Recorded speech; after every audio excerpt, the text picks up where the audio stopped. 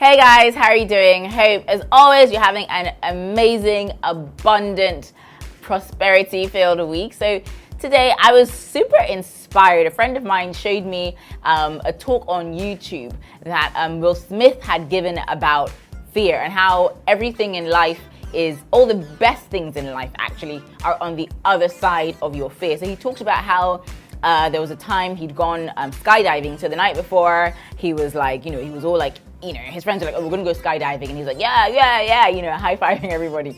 But then during that night, he was just gripped by terror at the thought of jumping out of a plane. He was so afraid. And that, when he eventually got on the plane, he was just trying to, style it out and still act normal, but he was so terrified. And that, eventually when the instructor counted 1, he said, well, jump on the count of 3. And he counted 1, and then they jumped on 2, because apparently people grip onto the side of the plane at 3. And how, when he was floating in the air and falling to the earth, it was the most blissful feeling he'd ever had.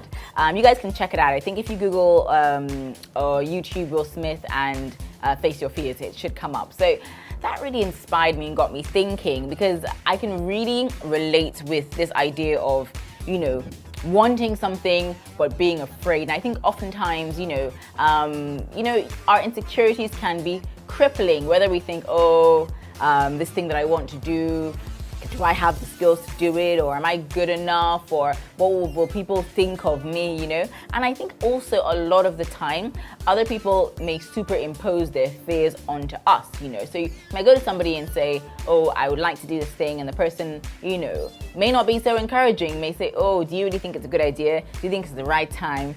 But in my opinion, I don't think, how they say there's never a right time. I think the time is always now. And one of the examples of this is my whole YouTube journey. I've spoken about it before. I've wanted to do YouTube for about 3 years, literally. And every time I would think about, okay, doing YouTube, and it's odd because I'm a TV presenter, so it's not that I'm camera shy or anything like that. I would always be gripped by this like, I guess you can call it self-doubt, where I'd be like, oh, YouTube, I don't know if it's for me. I don't know if I'd be able to just sit down, and because it's really talking about your own experiences and kind of opening up, and that's that's something I was actually a bit terrified about. So so there can be anything in your life that's a Goliath that you just think, I don't want to face this thing, or I'll face this thing tomorrow, or I'll face this thing when I'm married, when my kids have grown up, when I've saved enough for retirement.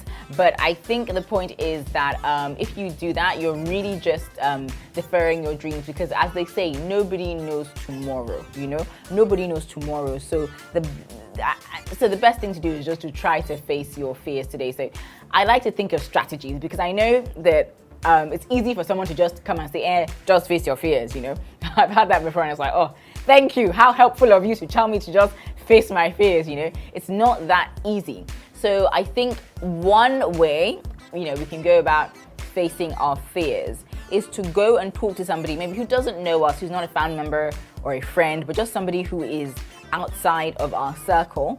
And that can be a trained professional, maybe like a therapist, if not like a pastor, and if not, just somebody, an older, wiser person who we can sit down with and just say, oh, I want to do this, or I'm afraid of this, because oftentimes I feel like when we just keep things in our head, that is where they can do the most damage. Because when something is just in your mind, you're replaying it over and over again, and you know how they say, is it a secret shared is a secret halved? So once you put it out there, you let some air and light get into your fears. Oftentimes it's like that's an invisible man in the dark that you're afraid of when you're younger. Once daylight comes, it's extinguished and there's no more fears. So that's one of the ways we can face our fears. Another way we can actually conquer our fears and look them in the face is just to take baby steps. You might be in full-time employment and think, okay, I want to maybe start my own business, but it's something that's always kind of been really challenging and really scary. So instead of just taking the plunge and quitting your full-time job that provides you with a steady income and doing business, you can just do it on the side. Maybe just allocate your weekends to your business, so as soon as it's Friday, okay, business starts. And so that way, at least you're taking steps towards achieving your goals. Another one I've heard is to fail fast. So even if you're going to fail and fail, that's it, you failed, you continue, it's not the end of the world. And oftentimes, you know how they say our biggest lessons come from our biggest failures. There's so many figures throughout history.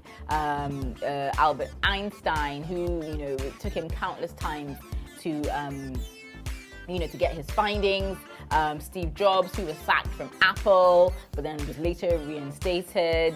There's so many people who failed and who have come out the other side stronger. And I think another thing I've noticed about life is that oftentimes when you see somebody who's a success, people just think, oh, that person is so lucky.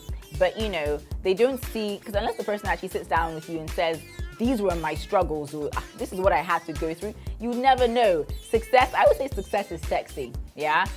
It is, it's sexy. You see someone who's successful, who's doing well, who looks good, and you just think, oh, that person is blessed, that person is favored, that person is, you know what I mean? And I'm not saying that they're not, clearly they are, but you don't know their journey.